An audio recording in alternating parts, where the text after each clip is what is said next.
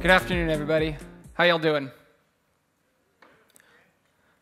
So this is going to be a really engaging conversation, so I really need you guys to give me a little support here. So how you guys doing? There we go. I feel a little better. We're going to get there in the next 40 minutes. You're mine. So I'm going to talk to you about something that I kind of fell into, which is building brand. And I hope that at the end of this session, you won't just walk away with a bunch of minimalistic slides that were super well designed and make you feel inspired. Because I didn't do any of that. There's a lot of text. It's very poorly put together. But I promise you, you will walk away with tangible advice and tangible next steps to how to build a brand that your users will love. I am particularly focused on B2B brands. I find that today's playbook for building a B2B brand like Slack, like InVision, like Salesforce is very similar to the B2C brand building playbook from 10 years ago. But if you're building a B2C brand today, just know that B2B brands are going to be copying you 5 years from now. And I hope all of this will still be tangible, whether you're building a consumer product or a B2B product. So let's get started. First, a little bit about myself. First off, I've been coming to Nantes since 2011, so I'm pretty much a citizen at this point. I've slept on the couch of the old canteen, and I've been a startup weekend participant. I've been a speaker, sponsor, participant at Web2day, and I'm super excited to be back for my 5th, 6th, 7th. I have no idea how many Web2day. I'm originally from California. You might have noticed I'm speaking English, so that's usually a good indicator that I'm not from France. I moved to Paris in 2010 because I wanted to get away from the Silicon Valley. So obviously, I work in tech today, and I travel to California once every 8 weeks. I used to be an entrepreneur. When I first got here, I started writing about technology startups. I get really excited by people building tomorrow. It's just really fun to look at someone who has taken A, B, C, and D and built E. I find that to be very fascinating. That ended up becoming a blog called The Rude Baguette, which was an English language blog covering the tech market. And that's really where I learned about what it means to build a brand. To give you an idea, the media industry sucks. It's just the worst. There's no business model, no matter what anyone says, and it's just really a hard space to operate in. And because of that, media have to build really strong brands. They have to build brands that are so good that even when you see the Twitter headline and you already know the facts of the story, you're going to go read because it's them. You already know that Donald Trump met Kim Jong-un, so why did you go read the Le Monde article and not the Le Parisien article, right? That's a brand. That's people making irrational decisions based on an emotional connection that they have built.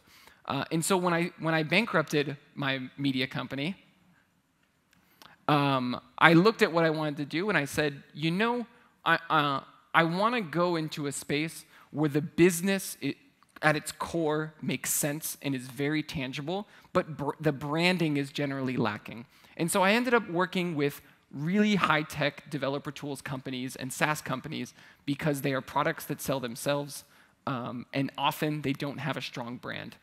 There are thousands of SaaS companies today, and most of them who are going to fail because they don't have a good brand. And I'll talk a little bit about that. I previously worked at a company called Algolia. I don't know if anyone's familiar with the startup Algolia. They're a hosted search API based in Paris and San Francisco. I recently joined a company called MADKUDU. I'll talk a little bit about them, but this talk really isn't about what we do. But I'm now head of brand strategy. So let's talk about why brand. The first thing you need to know is that everything rational about your business and about your product is copyable. Your features are copyable. You've probably copied some of your features from another product, and that's okay. Your pricing structure, copyable. You think you're going to undercut the competition, they can undercut you as well. Your ethos, your tagline, your logo, your website, all of those tangible things are copyable. What isn't copyable is a brand.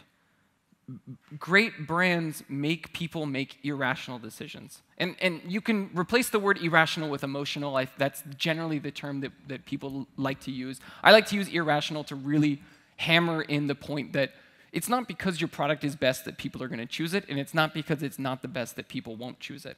And a really good example is Slack. I think Slack is a great product. I would have used it, I like to think, no matter what I had thought about it.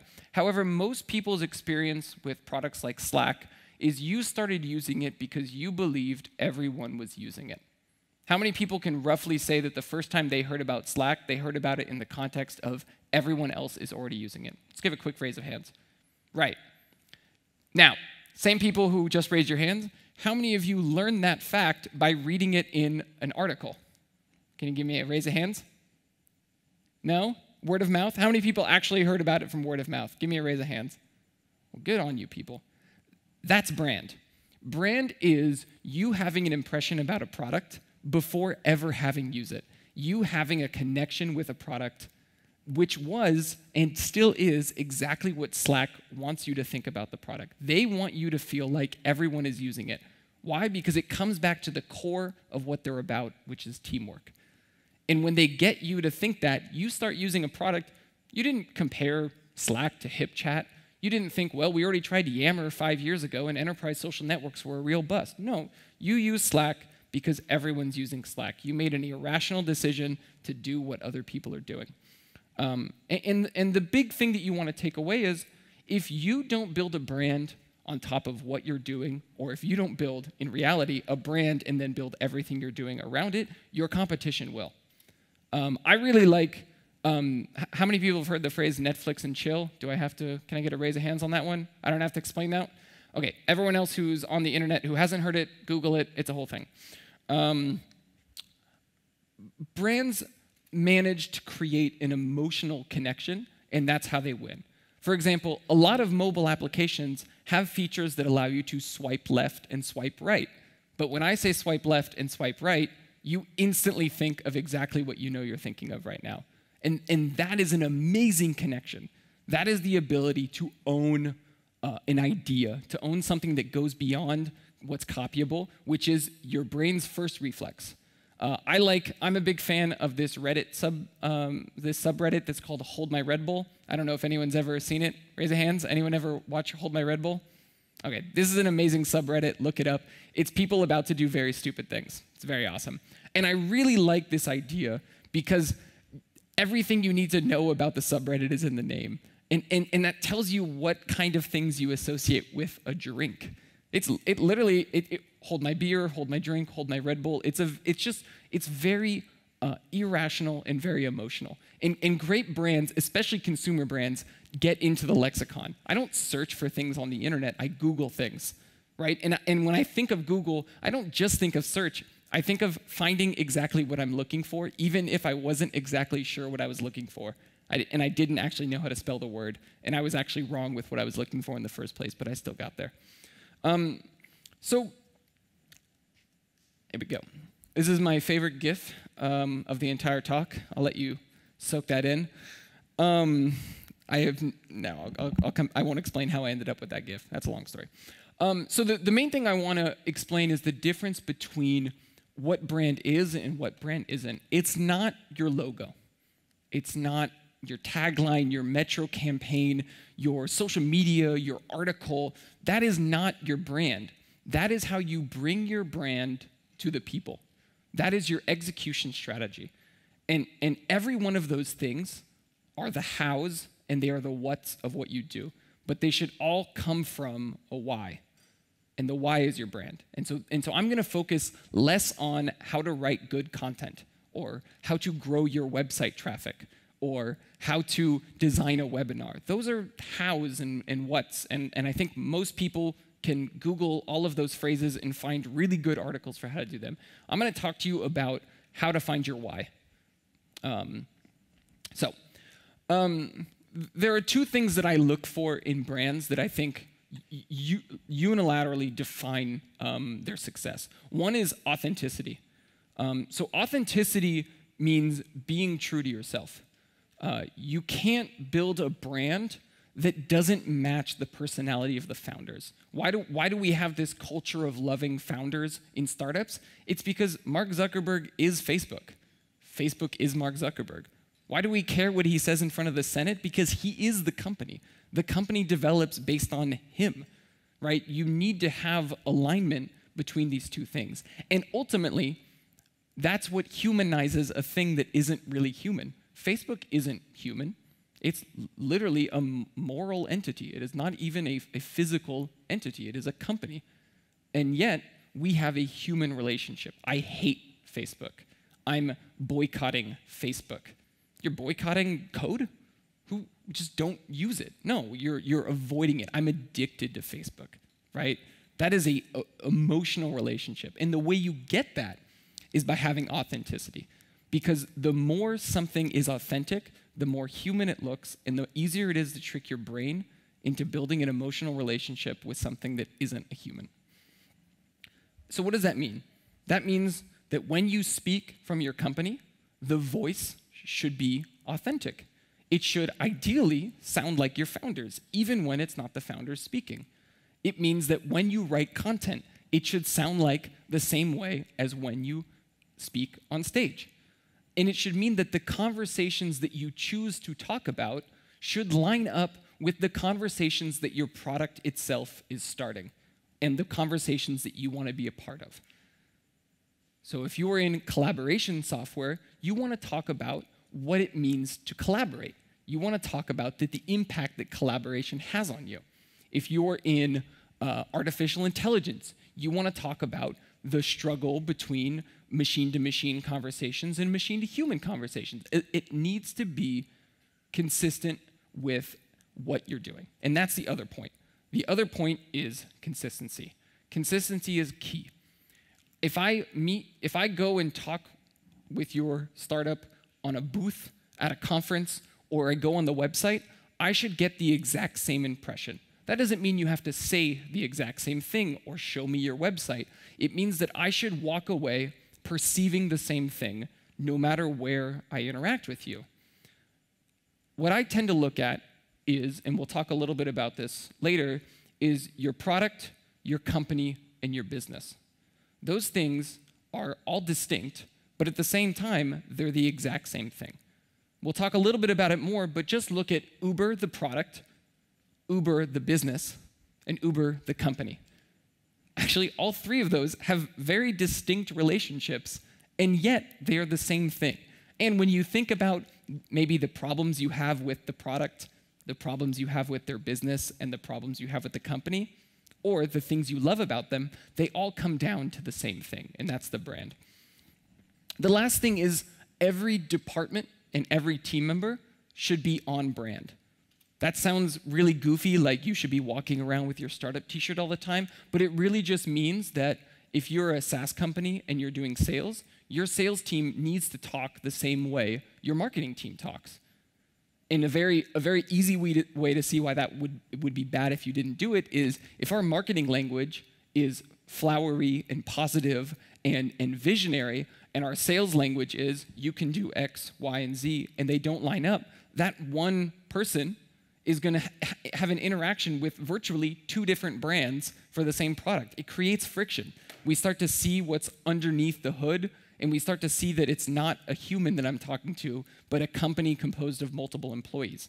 And when you have a bad customer journey, it's because somewhere along the way, there was a lack of authenticity and a lack of consistency. So, I just spent 15 minutes rambling about a couple of things. Now what I'd like to do is give you actionable ways to get there. So I hope I convinced you a little bit that brand is important and what it looks like. So now we're going to talk a little bit about how to do brand. I like to think about the Holy Trinity of branding. The Holy Trinity of branding starts with one idea is instead of building a brand around what you're doing. I say startup, you can replace that with CAC 40, you can replace that with business, you can replace it whatever you want. I live in the startup world, so I think about startups. But there are two things you can do. You can build your brand around your startup, or you can build your startup around your brand. One of those will allow you to jump sectors, jump industries, pivot your product, and the other one will get you stuck every time you want to change what you're doing. The second thing you want to think about, and hopefully that'll tell you which one of these is better to do, is the fact that your startup is different things. Remember we talked about product, company, and business.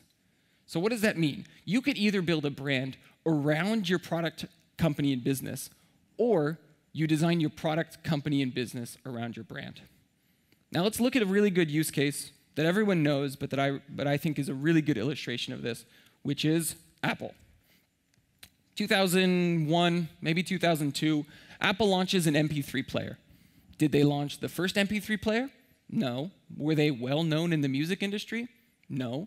But they were able to do it. Why were they able to launch a completely new product that wasn't a personal computer, that wasn't anything they had ever done before? Is because it was on brand. Because their brand was, we want to build great things that will allow creative people to innovate. We want to give you the tools you need to change the world. And as it turns out, one example of how you can do that was a personal computer, an industry that they invented and then dominated and continue to dominate. Another example was the iPod. And a couple years later, when they looked around and said, what are the things that people are using to innovate, to change the world, to be creative, they thought, why don't we build a telephone? Prior to Apple, the computer industry, the music industry, and the telephone industry, one, operated in completely different ways, and two, would never have been attacked by one single company. And why were they able to do that? Is because at the core of everything Apple does is an ethos, is their brand. Now, you may have your mixed feelings about Apple. You may be an Android user. I don't really care. I use Apple. I've used other things in the past. I'm neither here nor there on the Apple discussion. However, one thing that can't be argued is that they are consistent with their brand. And their brand is rebellion. And that works for them. They're allowed to go left when you expect them to go right. They're allowed to get rid of your headphone port. They're allowed to have MacBooks that use USB-C and lightning cables on the iPhone that comes out 3 months before it. They can do whatever they want, and it's still on brand because they're rebels. And they're allowed to do that. And every time you're angry at them, you're reinforcing their brand. Because their brand is to be a rebel. They are the Harley Davidson of the technology industry. So, to sum up, you've got this product, this company, and this business, and you're going to build them around your brand. And what that means is your brand is never going to change. It's going to grow, it's going to expand, and because your product, company, and business exist as examples and manifestations of your brand, you can do whatever you want there, as long as it comes back to your brand. You find that your brand allows you to go into a new industry to be an e-commerce company, now you're an e-commerce company. You think your company should be a B Corp because you're all about enabling builders like Kickstarter decided, now a venture-backed startup can be a B Corp. Those are things that didn't exist before, but if you start with brand, wherever your brand takes you, you can go. So let's talk a little bit about what those three things are. There's going to be a lot of very ugly slides like this. I don't apologize. This is the best way that I could put this together for you. So if we look at these three things, we've got company, business, and product. So what is your company brand? Your company brand is the vision of the founders. 3 guys sitting in a garage who said, you know what, everyone's going left, we're going to go right. That's the company vision. That's the founder vision. It's also the culture. You know, working in companies sucks. Why? Because you have to be there 9 to 5. No one helps you grow as a human. And no one wants to just get stuff done. Okay, there's your company culture. What about your societal impact? How is what you're doing changing the world? That is the brand of your company, right? But then you have your business brand. And your business brand is distinct but aligned. Remember, we always want distinct but aligned. So that's your recruitment. That's your revenue. That's new clients. That's new markets. These are things that relate to, I like to just sum it up as world domination. Or city domination, country domination, neighborhood domination, whatever your domination is, that's your business. Your business is, we want to grow because the more we grow, the more we can bring our company brand to market. And then you've got your product brand. This is, where are we going? How is this affecting our users? How do we bring our vision to our users. And that's your product brand. That's the features you build, that's the roadmap, that's everything you think, everything you feel that is tangible that you bring to users. So let's look at a few examples. So I used to work at this company called Algolia, hosted Search API. Here's how I would break up, and here's how I broke up Algolia's brand into these categories. So on the company side, you have their company values. Algolia was recently voted the #1 place to work for in Inc. and somewhere else. It is an amazing company to work for because it is strong in values. Their CEO is essentially their chief values officer. And grit, candor, care, trust, humility was drilled into me and tattooed onto my body because you cannot do anything in Algolia without knowing this language. It is on Slack as Slack reactions. It is part of your hiring process. It is part of the interviewing process. It is part of the dialogue when we talk about things as a team. The other part of that is the company vision, which is Nicolas and Julien sat down 7 years ago, and they said, why can't everyone have great search? Why is Google good and Fnac is bad and Orange has terrible search? Why does search have to be bad for everyone but people who have all the money in the world and are tech companies? Right? That is a founder belief in what they did. And then you move over to the business brand, and it's very simple. There's only one thing that is true in Algolia all the time. It is we will grow 100% year over year. You can see it in almost every article that's written about them. You can see it in the numbers of what they've done over the last years. It is the truth. And that is just part of their business brand. We will continue to expand. It is both part of the way that we will make great search possible for everyone, but it is also part of what we believe. We believe that doubling in size every single year, whether it's employee count, revenue count, number of markets we attack, number of searches we enable, all of it. It goes like this. And the last one is the product brand. They want to bring the best developer experience. And this is how they take that company vision to market. You can't make great search possible for everyone unless you make it very easy for the people building search to do that. And that came down to great developer experience, making it faster, more intuitive, more reliable. Does that make sense? Appreciate it. Okay, let's move on to another company you might know and maybe have more of an emotional attachment to, Airbnb. So Airbnb is another company that is very brand driven. They had a very well-known design change that came a few years ago that had some mixed reviews. However, the one thing that everyone agrees on is what they believe in and what they're doing. So they have values that go along with that company that are be a host. And be a host doesn't just mean be a host on Airbnb. It means be a host as an employee. It means be a host in what you do. And that is where you start to see that Airbnb's product is just an example of what they fundamentally believe internally.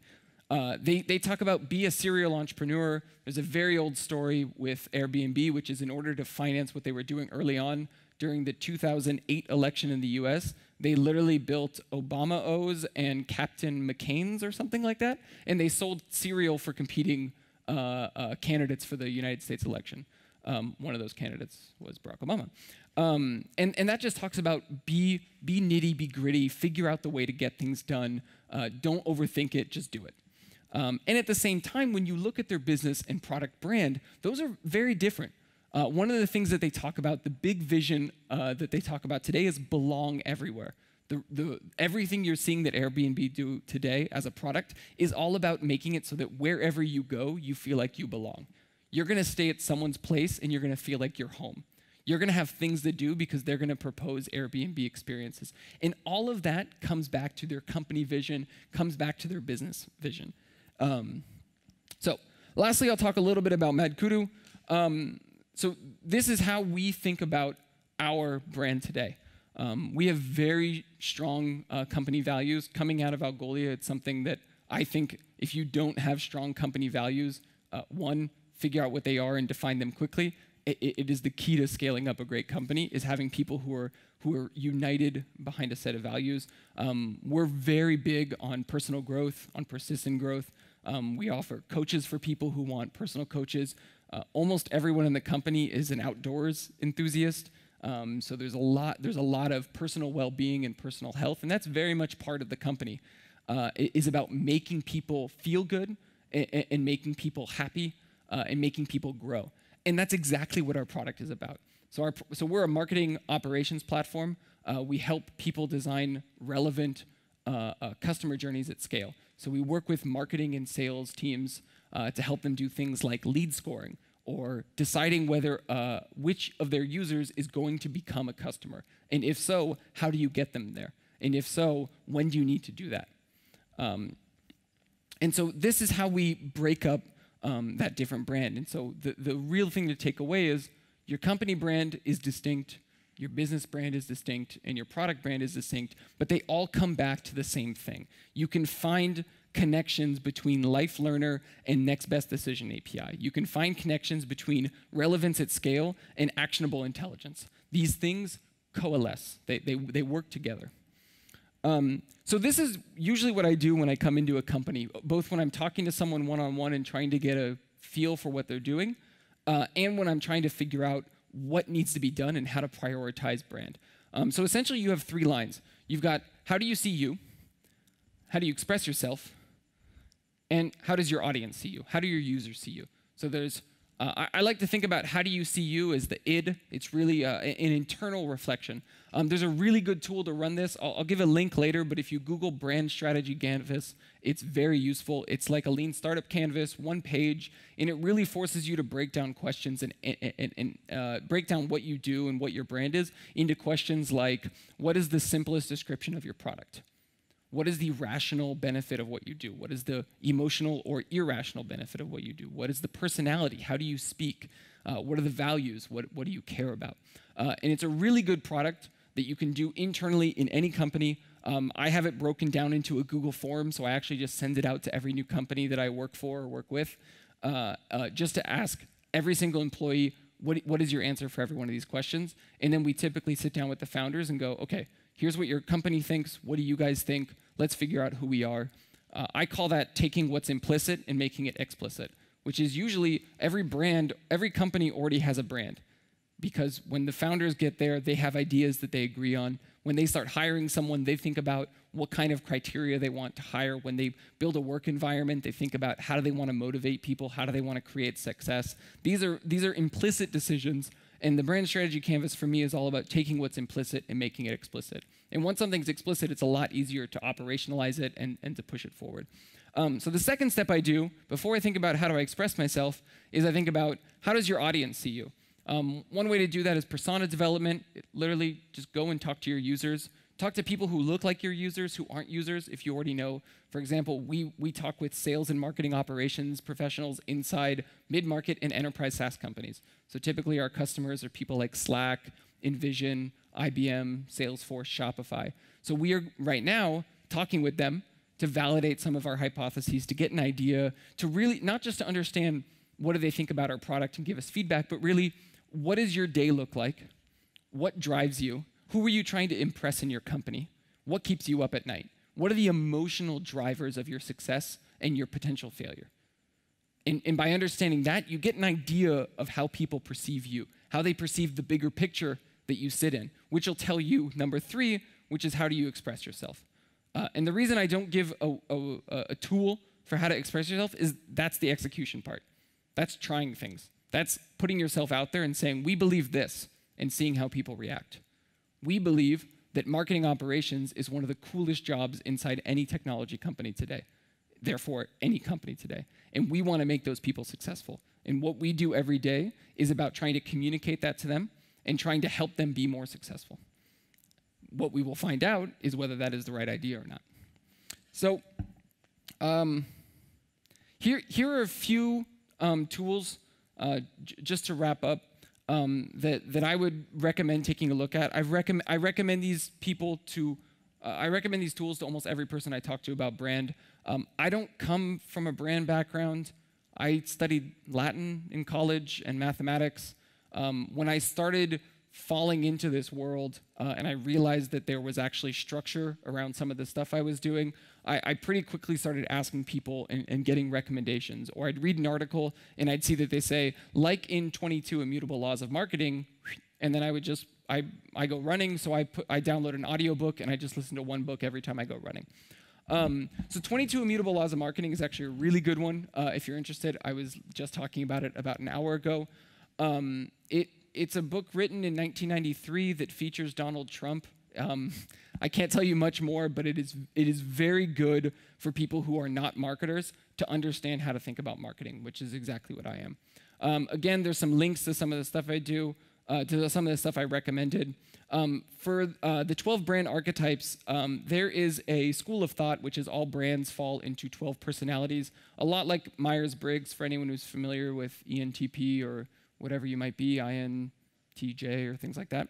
Except the 12 brand archetypes are things like rebel, the everyman, the professor, things like that. And it's a very interesting way because depending on which of the archetypes you fall into, which personality type you fall into, it kind of tells you about what you need to be worried about and what you need to double down on. And once you have an idea of what your archetype is, you can really focus on how do I want to communicate and what are the things that I want to look out for. For example, the biggest fears that rebels have is being seen as obstinate, that is, rebelling without a cause, right? And that's something where once you know that you're a rebel, you know that every time you want to go against the current, you need to make sure that the cause you're fighting for matters. Otherwise, don't fight for it.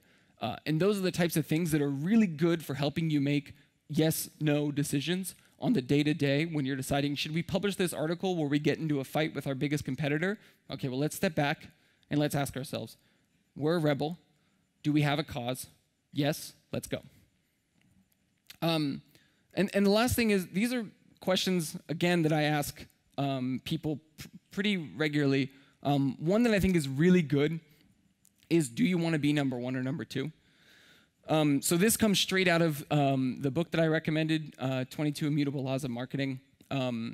Essentially, in every single category, there's a number one, and that is the person who creates the category, evangelizes it, and then defends it. It's much like taking the hill, building the chateau, and then defending all invaders. And really what that means is, if you're number one, you are going to build your category, you're going to evangelize it, and if the category succeeds in being adopted in the minds of people, then you succeed. So all of your marketing is about evangelizing not yourself, but the category. And as long as people get behind the category, the idea, your vision, they'll get behind you.